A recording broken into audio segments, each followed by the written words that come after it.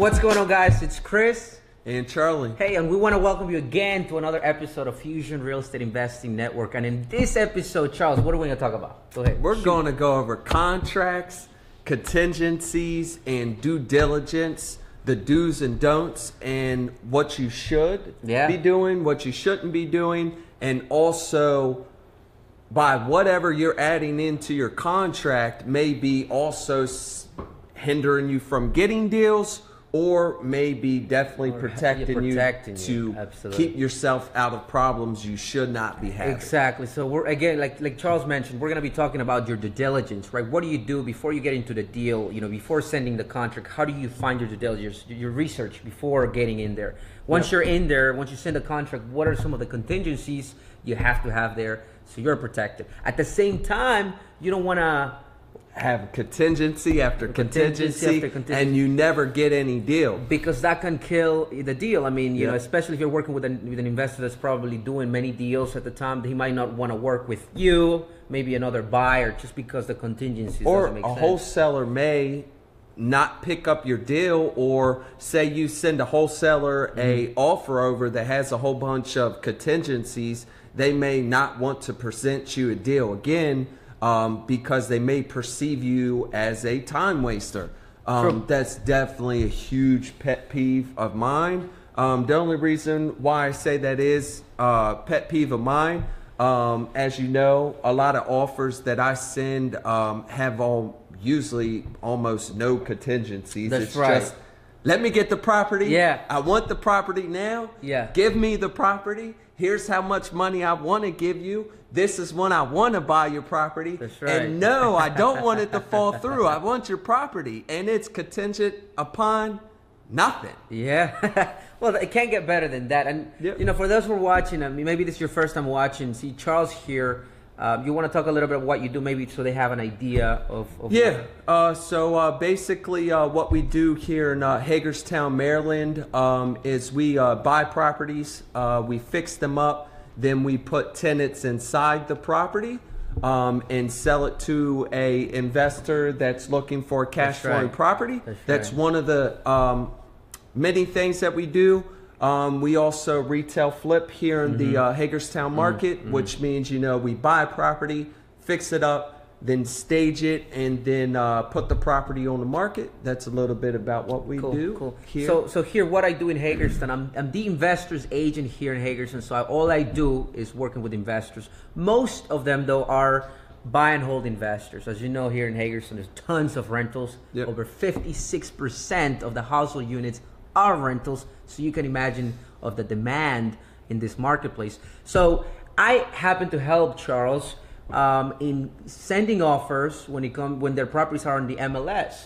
And what happens is, obviously there is due diligence involved, but at the level where Charles is, he has a great idea of the marketplace. I mean, he's seen dozens, if not hundreds of properties that he's seen in the past, so he understands. You've probably seen a lot, right? I mean, a lot.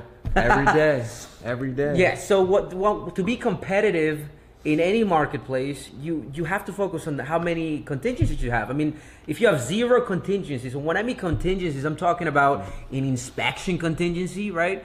Maybe financing contingency. You know, break down exactly what is a contingency. Okay. So I mean, it's basically when you're talking about inspection contingency, right? So basically what that is you have a amount of X amount of days, okay, that you can do your inspection in. I mean, you can have your general mechanic inspection, right? You can have your termite inspection. You can have many others, many other inspections in that time period. But it's contingent, so that means that this offer is contingent to doing that due diligence, and within that period, you can decide to back out of the deal without a problem, not losing your EMD or anything like that. Same thing, you know, when you have a financing contingency, it's contingent upon the bank, right, giving you that financing, having the ability of getting financed. And obviously with that, it involves having it appraised. And if you're buying a first-time home buyer, you're gonna have to do the FHA.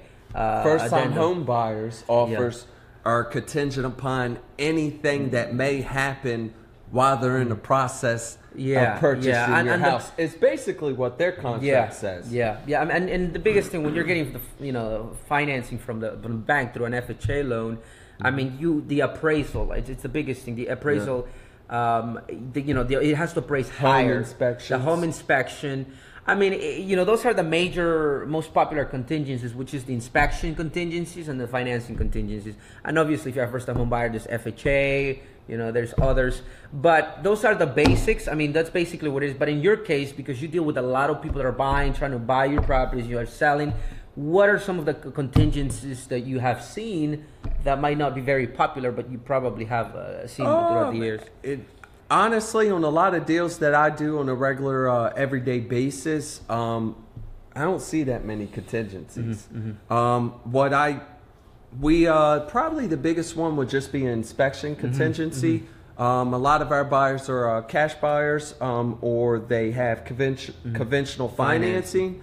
And what I always say is, hey, make sure you want to buy the property. There's really no point in my eyes of sending an offer with a whole bunch of contingencies if you're really serious about buying the property.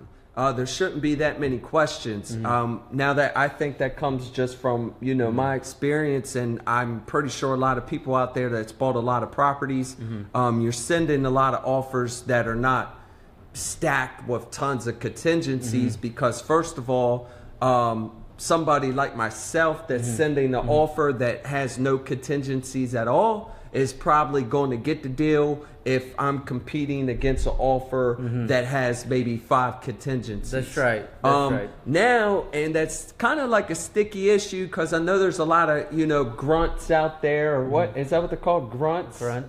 What are they called? The figureheads of the real estate world. I don't know, whatever they're called. But so I know that they're teaching a lot of people, let's have what do they call them? Weasel contingencies. Oh yeah, weasel contingencies. Which is the as is with right to terminate. Which, if you're a real estate agent watching, you absolutely know what it is. If you're an investor, also, it's basically you're saying, hey, I'm not gonna negotiate anything farther in regards to any work with the property. I just kind of want to do my inspection, and I will tell you I'm good with it or I'm not, and I get out. Yeah. Which I think, it all depends. To be fair, it depends on your marketplace, because if you're dealing with properties that are $100,000-$200,000, if you don't do your inspection and you see something like a foundation issue, that's a lot of money at stake. But if you know the market very well, and you're like in this case, we're dealing in Hagerstown. We know most properties are probably 80 plus years old. Maybe 6 or 7 out of 10 are in downtown, like a mile radius, that is. So how many foundation issues have you seen out of the hundreds of properties that you've seen? Not too many. Now, the worst I've probably seen was that it's like a 4-unit property. We walked through and half of the back wall was collapsed. Yeah, see, that's a special. So there was no point of putting a contingency in there because I didn't make an offer. Yeah, I'm not buying this house because the back wall has collapsed. Yeah. Okay, so what Charles is saying is the following: if you're an investor, you want to buy something. What's up? No, watch your hands. Okay, if you're an investor, you want to buy a property, right? You want to do your own walkthrough. Okay, now if you don't know much about the properties, and you don't know much about contractors, and all the work that involves in the property, maybe have a right-hand man or somebody you can see the property with firsthand, and then get a better idea, and then from there you can send an offer without any contingencies, which that's what Charles does. Charles doesn't just send an offer without contingency, without seeing the property. No, he has to walk through it. He has enough experience to know, okay, this is good, these are the numbers, and it's been working out for him. So it all depends on your level of experience and the marketplace that you're in. So that's very important. But to be competitive, the less contingencies your contract has, the better chances of getting accepted, aside the sales price, that is. As you're out there listing properties, selling properties, buying properties. Do you see a lot of contingencies? What does your average offer look like? So the biggest thing is the following. Most, I want to say 7 or 8 out of 10, have at least the bare minimum an as-is inspection with right to terminate. And I think that's smart for anybody that is not very familiar with what they're walking through. Maybe they need a second set of eyes that actually knows exactly what, have good eyes to see these things on the property. But other than that, I like a majority of them has that, but no, there's obviously, I've dealt with people that are cash buyers, so they don't have any contingencies on the financing, side of things. But mostly what I've seen is, that as is with right to terminate, and some that are financed. You as a realtor, real estate agent, I like that better. Oh, real estate agent. Sorry. So if you see somebody, they say, hey, I want to close in 30 days and I want an inspection period of 20. Okay. Do you tell them to take that 20 and narrow it down to 7 days? Now, am I representing the seller or the buyer? You are representing seller. Okay, if I'm representing the seller, I'm absolutely going to tell the seller, hey, look, that is way too much than what they need. Unless this is a 50-unit apartment building or a 100 apartment, maybe. But if it's a 4-unit, 6-unit building, come on, that should be done in 5-7 days, right? So usually the average, to put it out there, the average is about 7 to 9 days. Okay, that's what I've seen. But some people like to have 15, 20.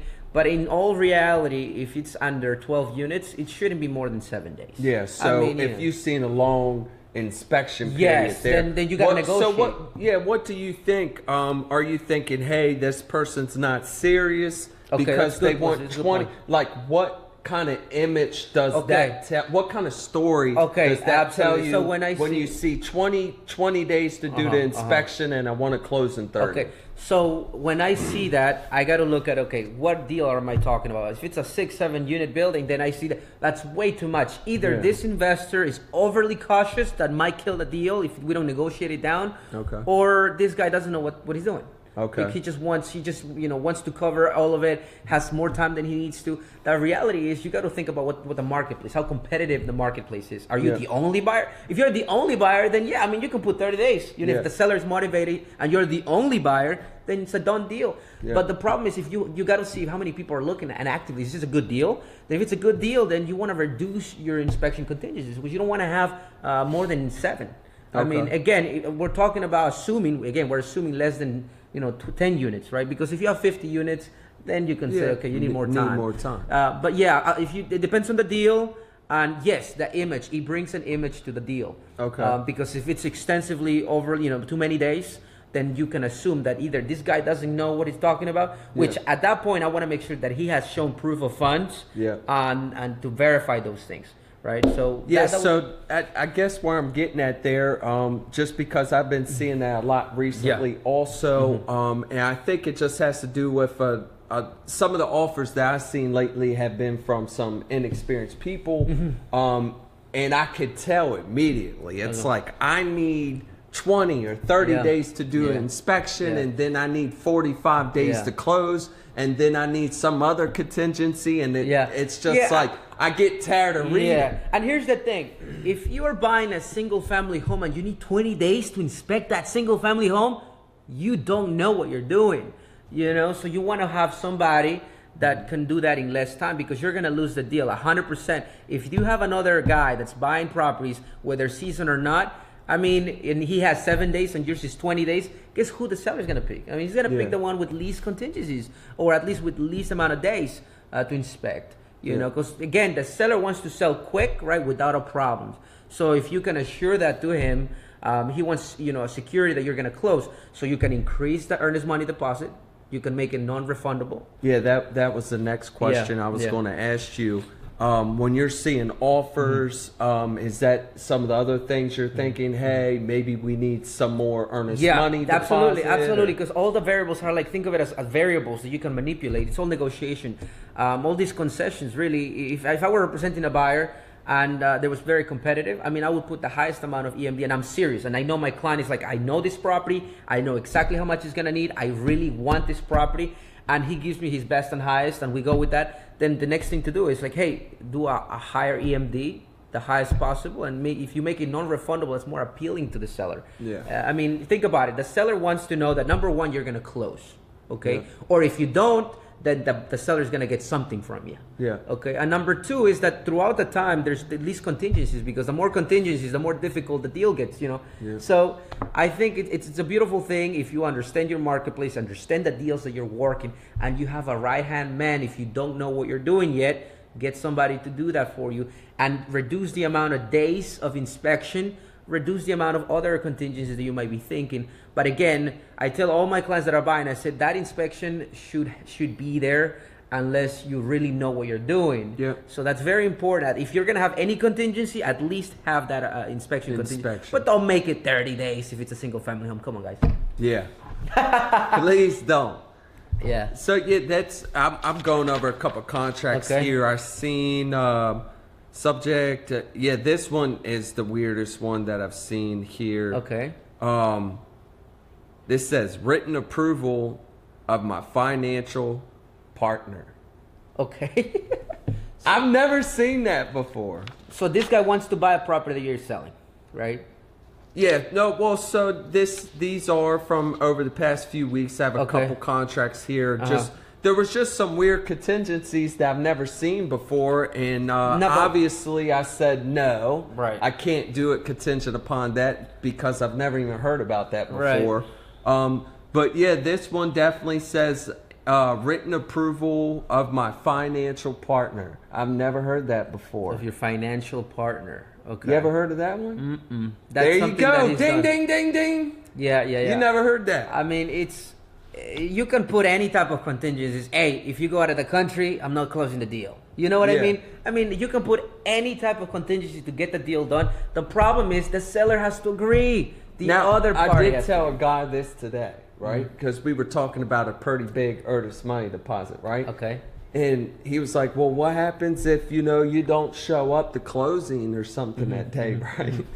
I was like, I'm going to show up. Don't worry about it. But I said, if it makes you more comfortable in this contract, we can write, if I die before closing, you could get your earnest money deposit back. Right. And he felt better after that. Of course. And that's what it is.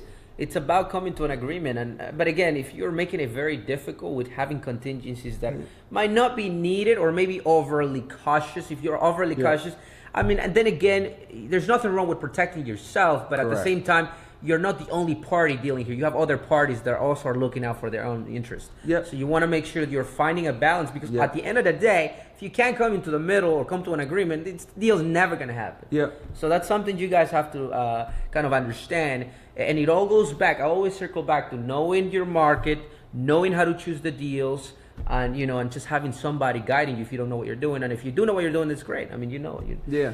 And so another thing is, I think if you're looking at making offers on the MLS compared to, if a wholesaler has a property and you're trying to make an offer on that property too, I think that's a whole complete different set of contingencies. I know a lot of wholesalers that I even work with, this is the earnest money deposit. It is non-refundable. There is no inspections. This is the property. This is the offer, contingent upon nothing. You're not getting your earnest money deposit back unless, they can't deliver the clean title to you. I know on the MLS, it's usually not that harsh.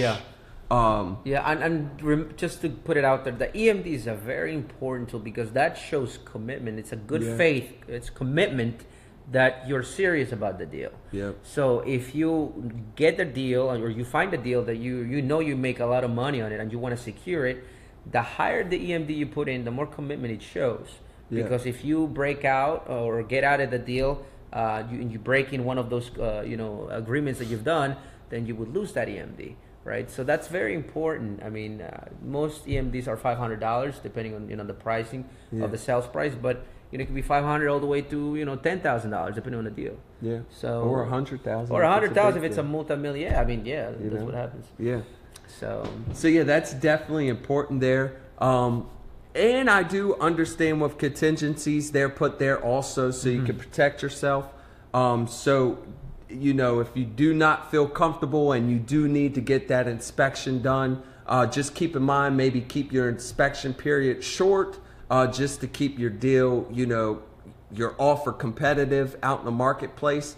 So right now, are you seeing a lot of offers, multiple offers, on the listings that you may have? Like, what are you seeing out in the marketplace? Okay, so I have, right now I have multifamily listings, right? So with them it's a little different because then you're dealing with investors that are going to get commercial financing. Yeah. So that it's a little difficult because then you need 20% and obviously the due diligence, and that is a little different. Yeah. Now that you ask a great deal of things, I'm actually working on a deal right now. I can't say much about it, but what I can tell you just in general terms is the fact that you as the buyer's agent, you can have a lot of things. When you're dealing with multifamily apartment buildings, you're dealing with what condition or composition of the units. You're dealing with the tenants. The biggest thing is the tenants, because the tenants will really, they will basically quantify how much money you're going to make, the consistency of your cash flow and everything. So you have to have those things in an addendum saying, okay, the seller needs to specify, and these are contingencies in an addendum, that the seller, it has to show the Schedule E. Now, for those who don't know what Schedule E is, when you do your taxes and you have rental properties, it shows the income, the expenses, the net operating income, depreciation, and all the little expenses that you as a buyer want to know. So your buyer's agent is going to have to put those things on an addendum saying seller has to show or provide Schedule E. Okay, has to provide past the track record in the past 2 years of who has been paying, who has not been paying. Or the performance of the property. Performance on the property. You can have something on proof of insurance, right? You want to make sure how much the insurance, and proof of expenses, which is huge because aside, even if you can say, okay, I'm really good at property management, I can put them in there, I can increase the rents by 25. Why is the cap rates never line up with the Schedule E's? Oh, you're talking about the Schedule E's are not what the performance says. Okay, well, one big thing is about the appreciation, because the depreciation is deducted from the income, and then your net operating is much less than that. Other things could be every year you do different repairs or maintenance. So one day, like I'll tell you one example. I had 1 year, like last year, I had 2 water heaters on 2 different units broke. That right there is over $2,000. Yeah. Okay. So that could happen in one of those years, and if you have a bad year in there, and plus deducting depreciation, you might have a loss, but in reality you made a couple grand. You know what I mean? So that could be one of the reasons why. But going back to those in the addendum, you have to have some contingencies because now you're dealing with tenants. So you want to know, okay, give me all the leases. I want the seller to provide me, the buyer, with all the leases. Why? Because you want to know whether they're month to month, whether they're all a yearly lease. Because if they're month to month, maybe you want the seller to go and do a yearly contract with them before you close. So at least they're committed for another year. Or they may be in the middle of a eviction. I just had this happen. Go ahead. And it sucked. Keep this in mind out there. This is real life. Yeah, keep this in mind. So bought duplex. I was aware of the eviction was in process. I was okay with that. Seller told me about it, but I never knew I was going to come across this problem. So they were through the eviction process, going through it, like in the middle of it. Had a couple court dates set up, and the judge sided in the favor of the landlord. But I bought the property in the middle of that. Okay. So I couldn't execute they would not let me execute what the judgment was, right. Because I didn't go to court. It was the previous seller. So what happened? I had to start the whole eviction process over. Had I known that, I'm always learning. Had I known that, I would have probably postponed buying the property until he, extended it out so he could get the tenant out and then come in there. But I wanted to help him out of the situation. I was like, hey, I'll take care of the rest of the eviction. And I had to start the process. And another thing about that too, because I was there in the room, and the tenant told Charles on Charles's face, "I'm gonna pay you on time. I'm gonna do everything. You are not gonna have a problem." Well, he had a big problem. So tenant lies. Yeah, tenants do lie, but not all of them, but some will. I wasn't surprised by that fact, but I definitely I learned know what that you mean. I couldn't do, just pick up where that landlord left off. Yeah. And it sucked, but it's okay. Yeah. I learned. Yeah, which those could be very helpful. Let's say you're buying, a property with tenants. Like I said, you can have certain contingencies there. But at the same time, if he had all these contingencies, do you think the seller would want to sell? He might be like, you know what? I want to wait for another buyer. Well, so Right. here was my thinking is, you know what? This guy just really hates this tenant. Yeah. He wants to get rid of this property because of this problem tenant. Yeah. But he may end up evicting her, and after she's evicted, he's like, yeah. my life is That's so so much true. better. See, so this that's is good. my angle of what I was taking is, you know what? Gotcha. I was like, you were like, I can deal with this one, but you probably didn't see that coming. The fact that miscalculation. no, but that's good. I But didn't think about that. that's what my angle Yeah. was. You know what? Hey, let me just take care of it. Let me pick the property up now. I'll take care of the eviction, because I was thinking, hey, he may evict her and then be like, oh, you know what? My life's a lot better now. I'm going to just keep the property. So that was my That's angle. actually a really good point. That's why, Yeah. I did what I did. Okay. But then I learned. So that is definitely what I just recently learned as far as the eviction, and that's part of due diligence. Yep. I did dig in there. I got the leases. We talked to the tenants. Yes, confirmed all the leases, confirmed that there was some evictions in the process, and then I had to start the process all over again. But that could really add up too if you're looking at a 10-unit, 20-unit property. Maybe they're going through, 10, 15 evictions.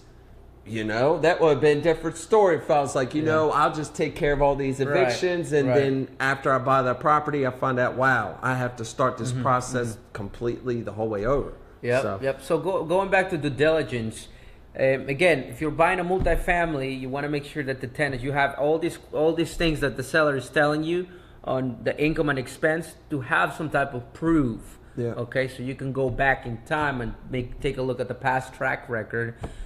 Schedule E is one of them. Leases are absolutely a must.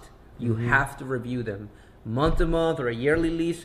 If they're month to month, hey, you got to go and talk to the tenants. Say like, hey, do you like the place? Yeah. Are you willing to stay? If I were to make some repairs and I were to increase the rent for $50, would you be okay with that? Okay, get an idea where they're at. Get an idea what they do, how they maintain the property. Yeah. So another thing I came across recently also that may help everybody is reviewing who owns the appliances. Yeah, that's true. Or who's on their lease that they have, who's liable to repair or replace those appliances. That's a very, very good if point. they're broken. Right. Because I just came across that also. Bought this property out of the state. It wasn't here in Maryland. It was in West Virginia. And the tenants actually owned the appliances, and I was aware of that, because the seller let me know that, hey, the tenants owned the refrigerator and it was a stove. Yeah. But I think it was the refrigerator on one side broke, and then the stove on the other side broke, but they wanted us to replace them. Okay. So I pulled up their leases that actually showed that they owned the appliances, and so they replace them. Really, because they could have argued, well, mine broke, but I don't have one. Can you give me one? Did they say that? Did they pull the card? No, they wanted me to provide them with. No, but once you prove that they. Did it say on the lease that it was stopped immediately when I pulled the lease But out. did it say on the lease that tenant is responsible for having their own appliances? What did the lease language say? Because if the lease said just basically the tenants had to provide their own appliances. Gotcha. That Then that's good. they Perfect. owned them. So, it was that's real clear cut. Okay. But in that transition, the tenant was trying to get us to replace those which is appliances. very, very important to you guys to review the leases. Review the lease. We pulled the leases, read the leases. It was nice, clean cut that, they own the appliances, so we didn't have to end up replacing those. Yeah, absolutely. So make sure you review the leases. Like he said, appliances, responsibilities. For instance, who's supposed to do the mowing the lawn? Who's supposed to mow the lawn? Who's supposed to remove the ice? Yeah. Right? Because at one point, it's like maybe it was their responsibility in the beginning, and then because you just got the property, it's like, well, when are you going to come and scrape the ice? and then you pull out your lease like he did, and says, no, you are responsible. And then he's like, you know. And then I think it's transitioning too. Get everybody then transitioned onto your lease, so you know exactly what you're agreeing upon. Absolutely. And getting everybody transferred over as fast as possible. Absolutely. Leases are just the number one thing you have to review. Second to Schedule E, track record, proof of insurance, anything that really gives you an idea, proof that that's the expense, because we can probably proceed the income, but we can foresee the income, but what about the expenses? Because believe me, those expenses, the higher your expenses are, the less your cash flow turns out to be. So either you increase the rents or decrease the expenses, right? So you have to kind of find that way where you can actually increase your cash flow. So I think another good due diligence would be if you're buying from an LLC, to get the operating agreement to make sure that you are, you know, coming up with an agreement with somebody that's authorized on behalf of that LLC to enter into agreement. That's a very good point. You know, you don't want to negotiate with Joe Smo. That's you true. know, and he's not even a member of the LLC. And believe me, I made mistakes that way, and it's a great point, because a lot of seasoned real estate agents that have sent offers where they never asked for an operating agreement, unless it's a bank owned, right? The agents they just have to do it because the bank won't accept the offer. So it's very, very important, because when they send you an offer under an LLC, how do you know that guy that's sending the offer is owner of the LLC? So you need the operating agreement that says Joe Smith or Bob owns LLC. So I actually came across that today, and it was a legitimate concern. I'm in the process of wholesaling a property, and the guy comes into our office, and you know, everybody mostly knows us billwood properties, but you know, I purchased under a couple different LLCs. That's just what we do. So he's like, well, hold on a second, who is this LLC? And I was like, you know what, that's actually a good question. I'm glad that you asked it. So I just went on the Maryland website, printed out our articles organization of the other LLCs I had, and I showed it to him, and then showed him the operating agreement, and I thought that was really good that he actually even asked that question. Of course. So that's a great point, Charles. You have to make sure that the LLC, you're dealing with the owner of the LLC. You have to. Okay, that's a very good question. Holly, what's going on? Thanks. Keep up in contact. If you have any questions, Aaron says, I remember that wall. We saw a building, just a quick thing. We saw a building a long time, it was a couple months ago, and the whole wall was just collapsed. I think I did a Facebook video about that. I got a couple likes. It was bad. Other due diligence when you're buying. So we talked about little flips, right? So you want to obviously have your inspection contingency if you don't know. What about EMD?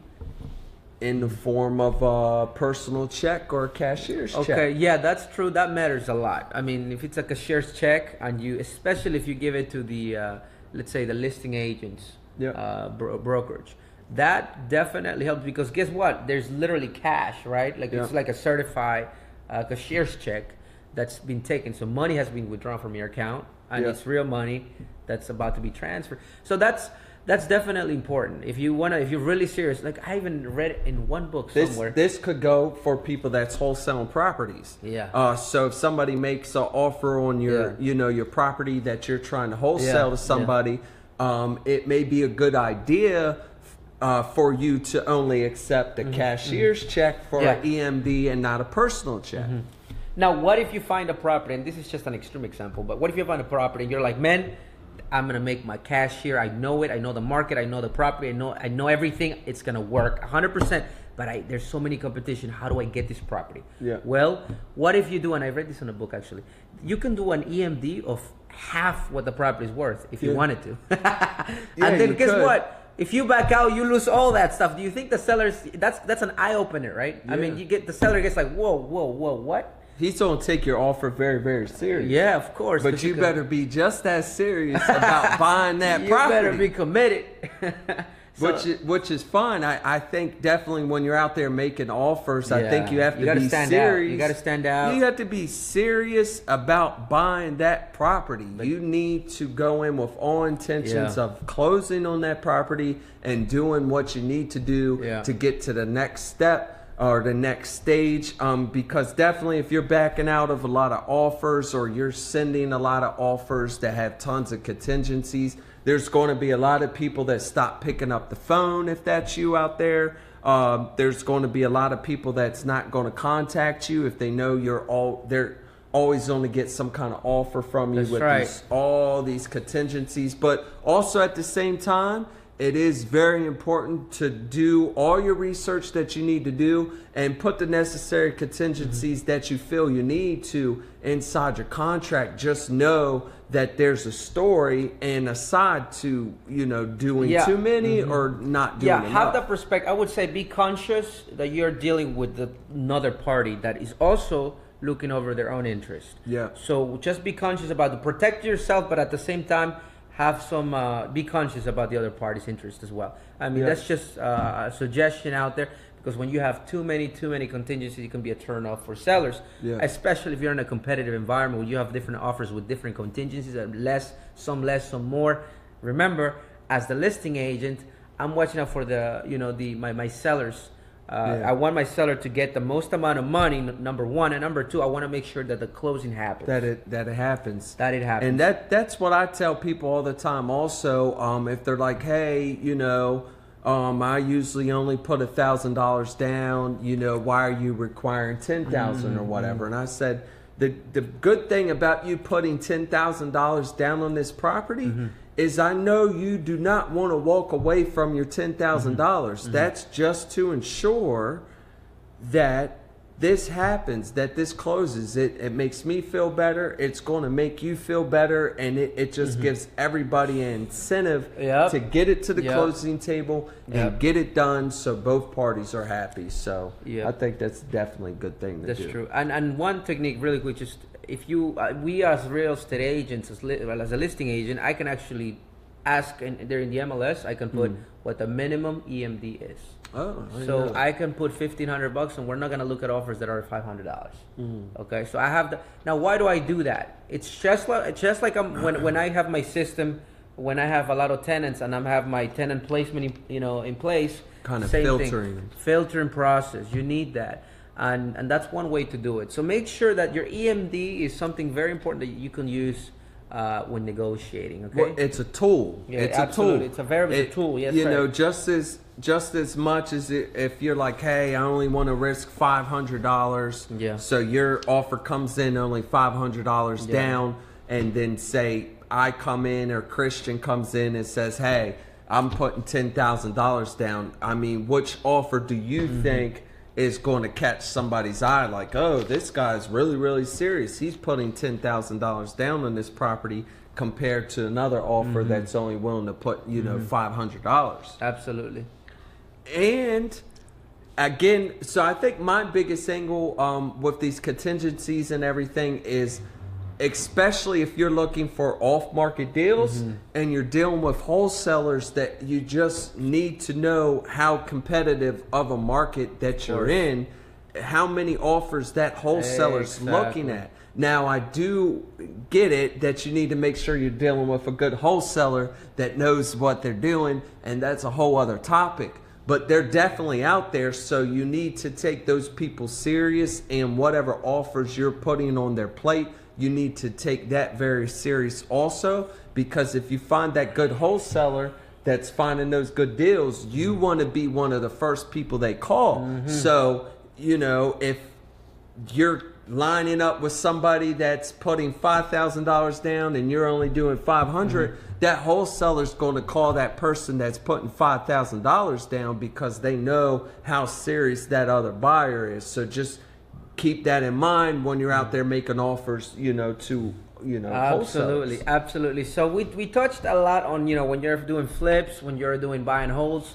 Again, if I had to summarize the whole thing, just make sure you're always protected yourself. If you don't know what you're doing or you're new, find somebody that has done it that could guide you, okay? And seek advice from people that have done it. Maybe they can tell you have this contingency, don't have this contingency. At the end of the day, protect yourself, but be conscious of the other party's interest. That's my biggest advice that I can tell you, because you can turn off a lot of sellers and you're gonna miss a lot of deals if you don't know how to structure it correctly. So it all goes back. Work with people that know what they do and that actually have experience. And yeah, I mean, I think that wraps up. I think that's basically what I can think of right now. What about you, Charles? Yeah, that pretty much wraps it up. Make sure, again, you put the proper things in there to protect yourself, but not too much to where people's going to put your offer to the side. Also want to invite everybody to our networking meeting that we have at Bulls and Bears. It's the Fusion Real Estate Investing Network meetup. You can find us on meetup.com. We're also on Facebook, and we meet the first Saturday, which is gonna be April 7th. Okay, so April 7th at noon at Bulls and Bears. Mark your calendars. You guys have 3-4 weeks, and we're gonna have a great topic. We're gonna build it up. So you guys can come in and learn. Past 2 meetings, we've actually ran out of chairs. We had like 20 plus people at this point. Yeah, ran out of chairs there. So make sure you come in. If you're a beginner, the best thing to do is come to a free event. Nobody's going to sell you. Everybody wants to learn and everybody wants to teach. Yeah, and there was, so at our last meeting, there was deals as low as $49,000 for a property that's in Smithsburg. Oh, wow. That needed no rehab. What the? Did you jump on that or what?